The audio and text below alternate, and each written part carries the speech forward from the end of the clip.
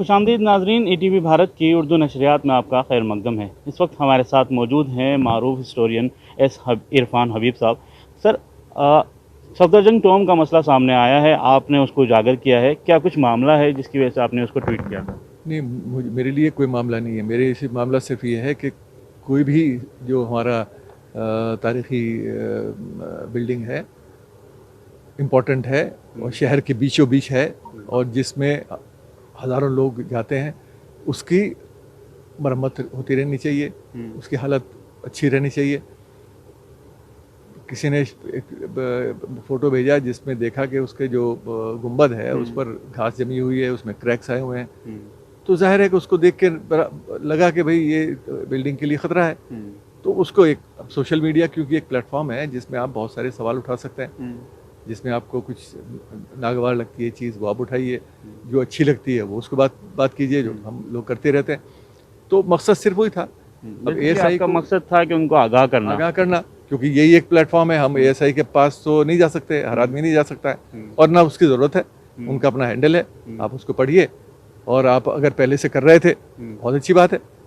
और इस ट्वीट के ज़रिए आपके तक एक शिकायत पहुंची है तो उसको आप सीरियसली लीजिए, ना बजाय इसके कि आप उसको एक शिकायत की तरह से लें। जो मैं कुछ कहीं पढ़ा मैंने रिपोर्ट्स, जो एक बेकार की चीज़ है। वो हमारा मकसद था, ये था ही नहीं।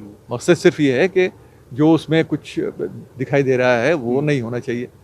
सर, मुसलसल ये बात देखी जाती है, गुज़िश्ता दिनों बेगमपुर का भी एक मामला सामने आया जिसमें वो छत गिर गई थी। अगर इस तरह के हालात बनते हैं और अगर इस तरह से आगाह नहीं किया जाए तो आइंदा दिनों में भी ऐसे मुमकिन है कि इस तरह के बिल्कुल यही मकसद सिर्फ यही है कि जो महकमा है ASI है जिसकी यही जिम्मेदारी है, उसको अपनी जिम्मेदारी को पूरा करना चाहिए।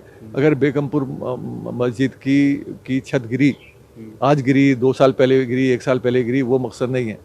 बात यह कि उसका एक हिस्सा गिरा हुआ है जो विलियम टेलिबल ने ट्वीट किया, जिसको वो कह रहे हैं फेक है ये तो कल ये नहीं हुआ है, ये तो पहले की गिरी पड़ी। भाई पहले भी गिरी थी तो आप ही की तो थी, भाई आपने उसको गिरने क्यों दिया? तो किसी का घर आज गिरे, पहले गिरे, 2 साल पहले गिरे। तो बात यह है कि ये सब चीज़ें नहीं होनी चाहिए। और ASI से के ऑफिशियल से हमने बात की तो उनका ये कहना था कि बारिश की वजह से काम रोका गया था और ये इस तरह का हवा बनाया जा रहा है। अगर हम वहाँ पे किसी को सफाई करने के लिए भेजते तो उनकी मौत भी हो सकती थी। अब ये तो देखिए ऐसा है कि इसमें मौत का तो कोई सवाल ही नहीं है। मौत क्या ऐसे हो जाएगी भाई?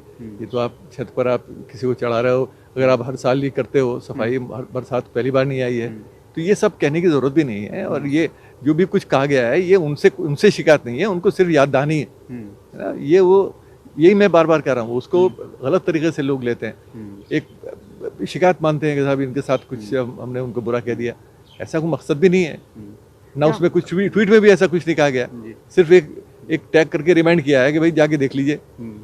क्या ऐसा मुमकिन नहीं है कि जब बारिशें शुरू हों उससे पहले ही इन सब चीज़ों की तैयारी उससे पहले होनी चाहिए? हम अपने घरों के एहतियात नहीं करते हैं? भाई कच्चे घर हुआ करते थे एक ज़माने में, अब तो पक्के घर हैं, उनमें इन सब चीज़ों की ज़रूरत नहीं होती है। लेकिन आज भी जिन लोगों के घर मजबूत नहीं है वो बरसात से पहले उसका इंतज़ाम करते हैं, घर को मरम्मत करते हैं, देखभाल रखते हैं, उसके बाद भी नुकसान हो जाता है लोगों का। तो ये तो पुराने स्ट्रक्चर्स हैं। तो अगर कुछ लगता था कि भाई बरसात आ रही है, मौसम आ रहा है बरसात का, तो आप उसको ध्यान रखते हैं। इसमें क्या है? बहुत बहुत शुक्रिया सर आपका हमारे साथ बात करने के लिए। तो ये थे इरफान हबीब साहब, जिनका साफ कहना था कि अगर इस तरह के हालात थे और उनको मालूम है कि बारिश आने वाली है तो उससे पहले ही उनको इक़दाम करना चाहिए था ताकि इस तरह के हालात ना बने। अब देखना होगा आर्कियोलॉजिकल सर्वे ऑफ इंडिया की जानिब से क्या इक़दाम किए जाते हैं। ETV भारत के लिए दिल्ली से मोहम्मद राहिम।